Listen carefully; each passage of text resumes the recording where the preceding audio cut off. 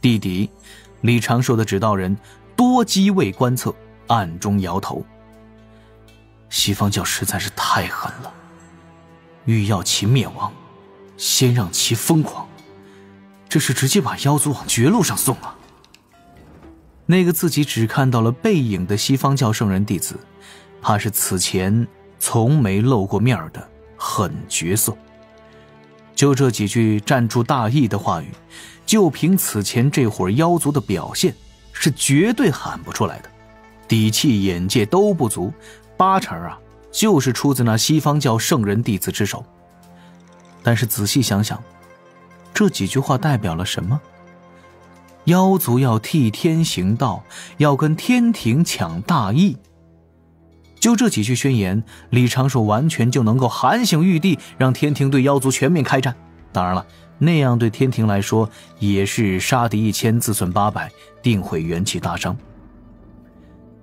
唉，稳着点来吧。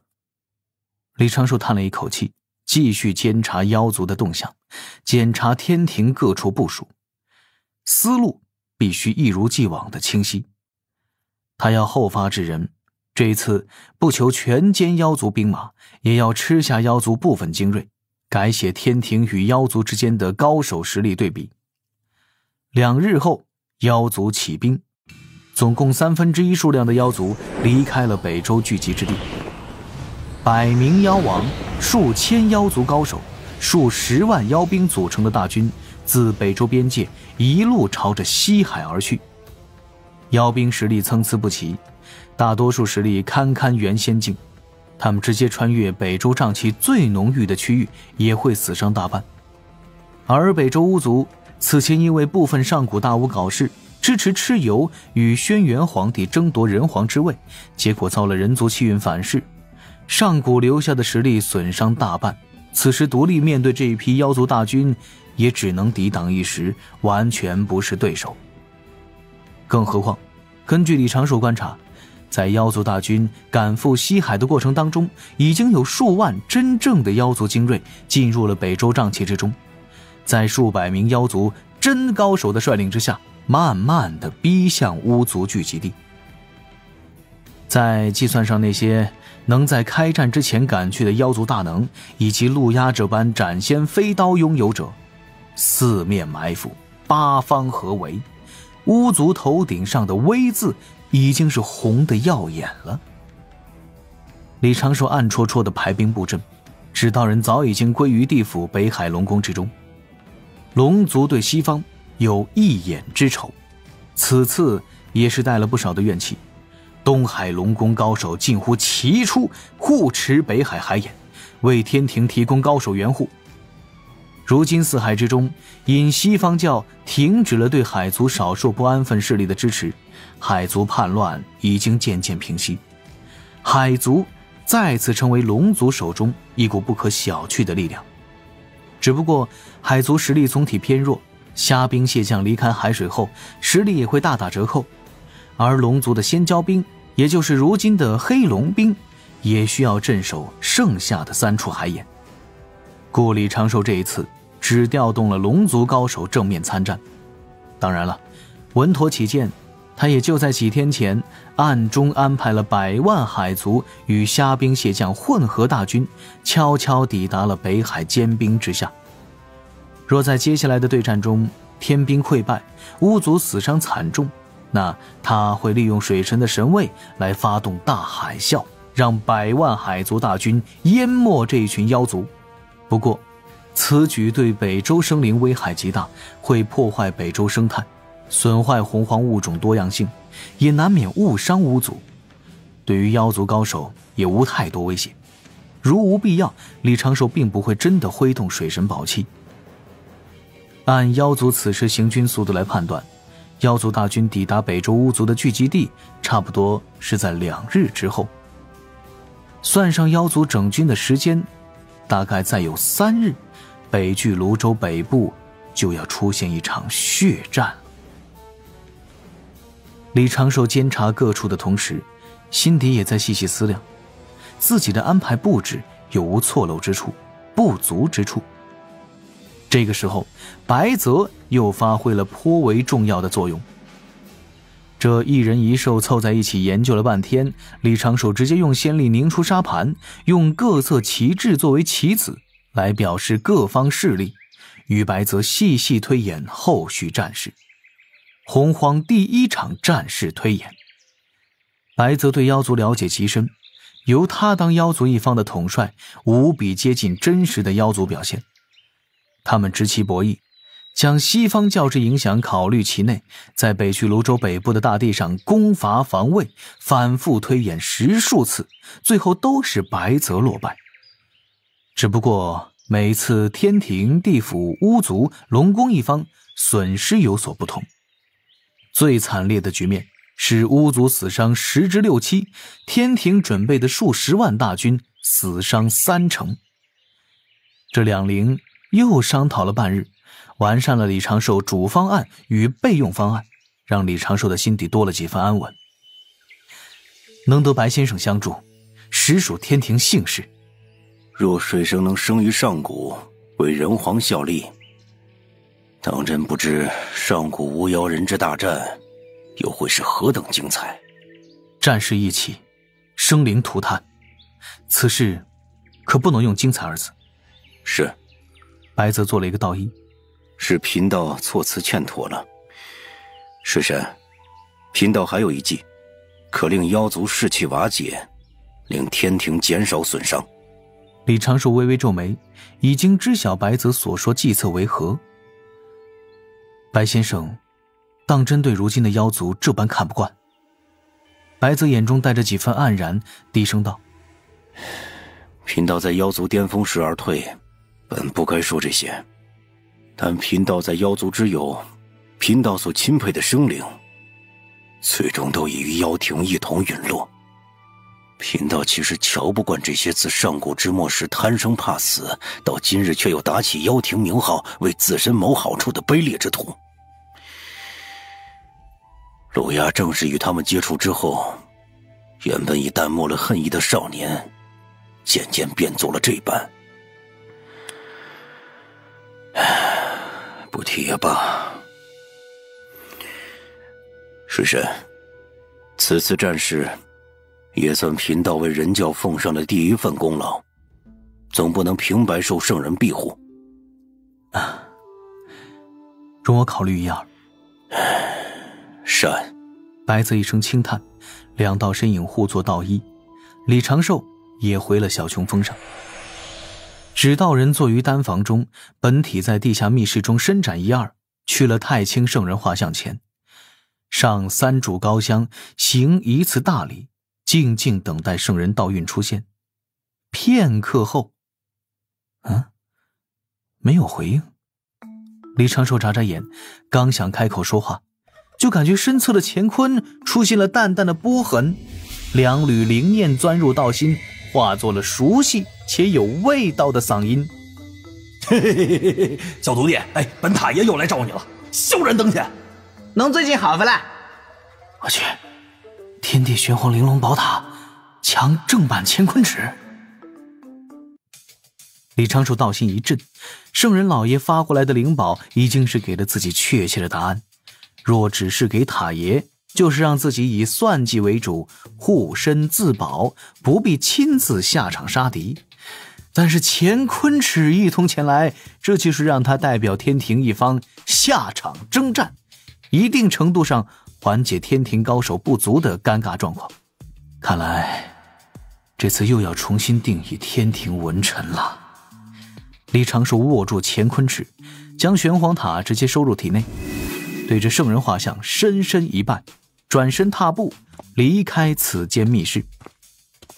既然已经得了圣人准许，那此前在跟白泽做战事推演时并没有显露的几张底牌，稍后正式开战也可以用上了。2日后，地府丰都城东部雄关，牛头握着手中的玉符，目光之中满是坚定，对着前方挥了挥手。他背后1000多名血气翻涌的魁梧身影同时迈步，不多时便在幽冥界大地上发足奔驰，带起了漫天的沙尘。天庭天河水军驻扎处。10万天河水军，30万天庭精锐天兵，此刻已经是整军待发。东木公在阵前静静而立，等待着手中玉符亮起。敖乙与卞庄此刻就站在东木公身后，与数十名天庭将领静默而立，齐齐等待行军之令。北海龙宫冰柱之下，一片又一片的虾兵蟹将在冰寒漆黑的海水中瑟瑟发抖，等待着或许不会抵达他们这儿的军令。在这些海水中，一条条苍龙缓缓游动，鳞甲覆盖的眼皮之下是带着冰冷恨意的龙目。天外，圣母宫那唯一的出入口前，一只云舟缓缓飘出。在这几名有说有笑的仙子朝着五步舟慢悠悠地飘来。云舟伴星月，倩影染晨曦。那一夜自圣母宫而来的云舟驶入洪荒五步舟的天地后，正朝北舟不急不慢地飞去。云舟之上的几名仙子也渐渐地收敛笑意，不再多谈圣母宫中的趣事。大姐，咱们这次当真要去劝妖族退兵？没有娘娘的旨意，只凭咱们空口去说，这能成吗？不成也要劝一劝。为首的那名仙子柔声道：今日咱们不可说奉娘娘之命，只点明咱们在圣母宫做事就可。娘娘不给旨意，便是不想干涉天道大事。如今大半的妖族被少数上古妖庭遗老利用，牵连更多的生灵入了劫。娘娘提醒他们一声，算是对得起当年与妖庭的情谊了。大姐，他们为何总喜欢打来打去，不可顺道而行吗？谁知道呢？为首仙子的表情伴着少许无奈，生了些白色绒毛的尖耳，证明着他上古狐族的出身。或许他们只是有些不甘就此落寞吧。其他3名同为妖族出身的仙子闻言尽皆面色有些凝重，他们各自不再多言，站在云舟上观察天地各处，朝着北去泸州边界而去。那里一阵阵妖风肆虐，星夜被阴云遮蔽，漫天乌云自海上飘来，数不清多少身影冲上长满寒松木的大地，简单的整军过后，再次驾云而起。与此同时，天庭金光闪耀的凌霄宝殿前，李长寿与东木公站于此地，二人身后还有10多名天将与文臣一同对着凌霄宝殿做道揖。这就算是禀告了玉帝陛下，天庭即将出兵援护北周巫族。水神，东木公忧心道：要不要咱们喊醒娘娘或是陛下请示一番？此次毕竟要动用数十万天兵，还要与妖族正面开战。李长寿面露难色：木公，陛下如今刚在凡俗历劫不久，若因此事就将陛下惊醒，怕是会坏了陛下的机缘。今日之事乃妖族违背上古之约，悍然攻打北周巫族，天庭出兵救援，是因妖族无故挑起事端，不顾当年道祖之命，合情合理，也在你我做出决断的权职范围内。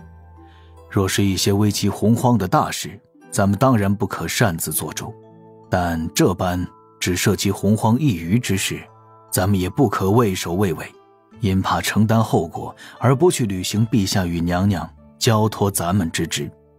否则陛下该如何看待木公？东木公沉吟几声，缓缓点头，正色道：水神言之有理，还请水神务必顾虑周全些，让咱们天庭少些死伤。如此待陛下回返天庭，才好对陛下交代。木公放心。李长寿自信一笑，给东木公与众仙神加把劲儿。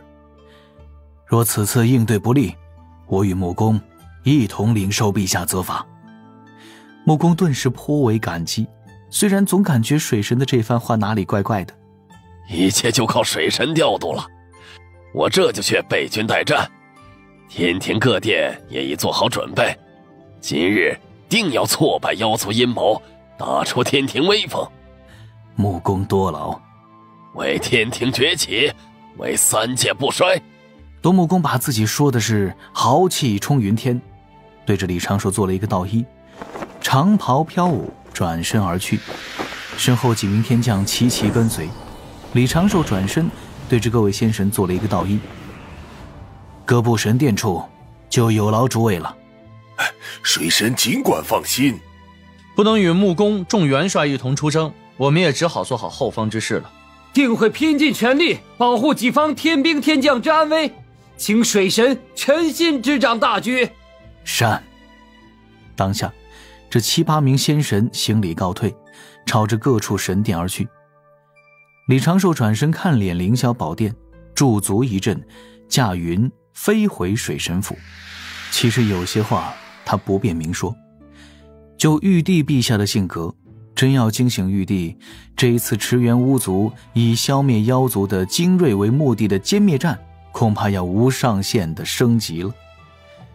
天庭并未做好全面开战的准备，能在60、70年后碾压的敌人，为何要急于一时，让天庭将士白白流血呢？这一次李长寿会以本体出战，尽量发挥人教至宝的优势，弥补己方高手不足的劣势，顺便赚一点点业障大妖的功德。这一具指道人继续坐镇天庭，随时应变。仙使扫过天庭各处，随处可见摩拳擦掌的天庭仙神。雷法殿中聚集了不少文臣，他们稍后将会一同出手，在声势上必压妖族一头。指道人刚飞到水神府前，东天一颗大星吸引了李长寿少许心神。